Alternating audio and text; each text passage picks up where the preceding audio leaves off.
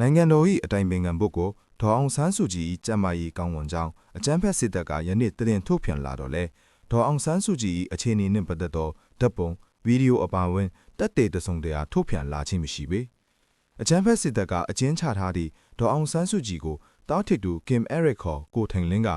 ထောင်ထဲတွင်ကွယ်လွန်ပြီးထင်နိုင်သည်ဟုယခုရက်ပိုင်းတွင်အချိန်ကိုက်ပြောဆိုလာမှုမှာသတင်းအမှားသာဖြစ်ပြီးပုံကြီးချက်လွန်စော်ဝါဒဖြန့်ဝေမှုသာဖြစ်ကြောင်းစစ်တပ်ကထုတ်ပြန်ပြောဆိုသည်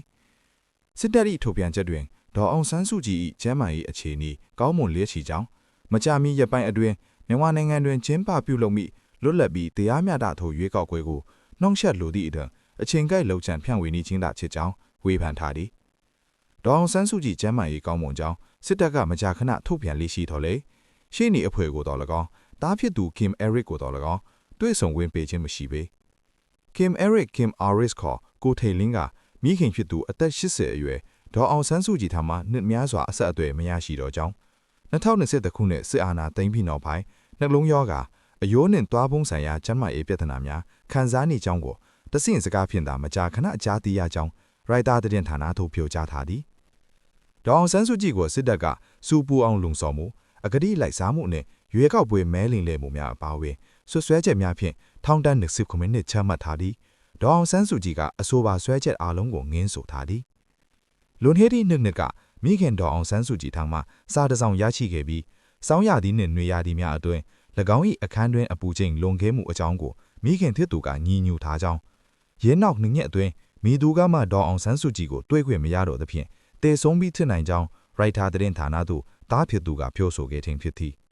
တရုတ်ဝန်ကြီး KK Park နဲ့ရွှေကုတ်ကိုစီတွားရောက်ကြည့်ရှုဆိုတဲ့သတင်းကို People Spring မှာကောက်လို့တင်ပြပါတယ်။ခရင်ပြည်နယ်မြဝတီမြို့နယ်ထဲကအွန်လိုင်းလိမ်မဲ့မှုကြားဖြန့်တွေကိုအမြင့်ဖြတ်ရှင်းလင်းဖို့ဆိုပြီးမြန်မာတရုတ်ထိုင်းသုံးပွင့်ဆိုင်အဖွဲ့ဟာမနေ့ကမြဝတီမြို့မှာတွေ့ဆုံဆွေးနွေးခဲ့ကြတယ်လို့စစ်ကောင်စီကသတင်းထုတ်ပြန်ထားပါတယ်။ကြားဖြန့်ကင်းစင်ပပျောက်ဖို့အပါအဝင်အွန်လိုင်းလိမ်မဲ့မှုနဲ့ဆက်ပတ်သက်သူတွေကိုသက်ဆိုင်ရာနိုင်ငံတွေစီပြန်လည်လွှဲပြောင်းရမှာအဆင့်ပြေစေဖို့ဆိုပြီးပူးပေါင်းဆောင်ရွက်ရမယ့်ကိစ္စတွေကိုဆွေးနွေးခဲ့တာလို့စစ်ကောင်စီကဆိုပါတယ်။မနေ့မနက်ပိုင်းမှာတရုတ်နိုင်ငံပြည်သူ့လုံခြုံရေးဆိုင်ရာဝန်ကြီးဌာနလက်ထောက်ဝန်ကြီးမစ္စတာလီယိုကျုံးရီလည်းထိုင်းမြန်မာနယ်စပ်မြဝတီမြို့ကိုရောက်ရှိလာခဲ့တာပါ။အဲ့ဒီနောက်တရုတ်ဝန်ကြီးပါဝင်တဲ့တရုတ်မြန်မာထိုင်းအဖွဲ့ဟာမြဝတီမြို့နယ်ထဲကကြားဖြန့်လုပ်ငန်းတွေမင်းမှုခဲ့လေ KK Park နယ်မြေထဲကိုတွားရောက်ပြီးလုပ်ငန်းလည်ပတ်ခဲ့ရာအဆောက်အဦတွေဖြိုချဖျက်ဆီးခါတာတွေကိုကြည့်ရှုစစ်ဆေးခဲ့တယ်လို့စစ်ကောင်စီကထုတ်ပြန်ပါတယ်။ KK Park ကတဆင့်နောက်ထပ်ကြားဖြန့်လုပ်ငန်းတွေရှိရာစစ်ကပ်လက်အောက်ခံကရင်နယ်ကြောင်းဆောင်တဲ့ BGF ထိန်ချုပ် area ရွှေကုတ်ကိုနယ်မြေစီဆက်လက်တွားရောက်ပြီးကြားဖြန့်လုပ်ငန်းလည်ပတ်တဲ့အဆောက်အဦတွေကိုလှည့်လည်ကြည့်ရှုခဲ့တယ်လို့စစ်ကောင်စီရဲ့သတင်းထုတ်ပြန်ချက်မှာပါရှိပါတယ်။ຫນွေဦးတော်လိုင်းမဟာမိတ်တပ်ပေါင်းစုဖွဲ့စည်းနိုင်မှု NUG ကြိုးဆိုဆိုတဲ့သတင်းကို People Spring မှာကောက်နှုတ်တင်ပြထားပါတယ်။ຫນွေဦးတော်လိုင်းမဟာမိတ်တပ်ပေါင်းစု SRA ကိုတော်လိုင်းရေးတပ်ဖွဲ့19ဖွဲ့နဲ့ဖွဲ့စည်းခဲ့မှုပေါ်ကြိုးဆိုပြီးညီညွတ်ရေးအားကောင်းအောင်စုဖွဲ့နိုင်မှုဟာစစ်ကောင်စီအကြောက်ဆုံးအရာဖြစ်တယ်လို့အမျိုးသားညီညွတ်ရေးအစိုးရ NUG ဝန်ကြီးချုပ်ရုံးပြောရေးဆိုခွင့်ရှိသူဦးနေဖုံးလက်ကပြောပါတယ်။ NUG ကာကွယ်ရေးဝန်ကြီးဌာနရဲ့ Chain of Command အောက်မှာရှိတဲ့ပြည်သူ့ကာကွယ်ရေးတပ်မတော် PDF တွေအခုຫນွေဦးတော်လိုင်းရေးမဟာမိတ်တပ်ပေါင်းစုတပ်ဖွဲ့ဝင်တွေတိုင်းဒေသတော်လိုင်းရေးအင်အားစုတပ်ဖွဲ့ဝင်တွေကြားမှာ Joint Command တစ်ခုတည်ဆောက်နိုင်ဖို့လဲ NUG အနေနဲ့ဆက်လက်ကြိုးပမ်းဆောင်ရွက်သွားဖို့ရှိတယ်လို့ဦးနေဖုံးလက်ကပြောပါတယ်။စစ်အုပ်စုဘက်ကတော်လိုင်းရေးအင်အားစုတွေကိုတွေးခွဲဖို့နီးလန်းပေါင်းစုံနဲ့အမြဲတမ်းကြိုးပမ်းနေတာဖြစ်တယ်လို့လဲသူကဆိုပါတယ်။ တေတဲ့ကောင်တွေတူပြတ်ကောင်တွေတေဖို့စောင့်နေကြတဲ့ကောင်တွေနဲ့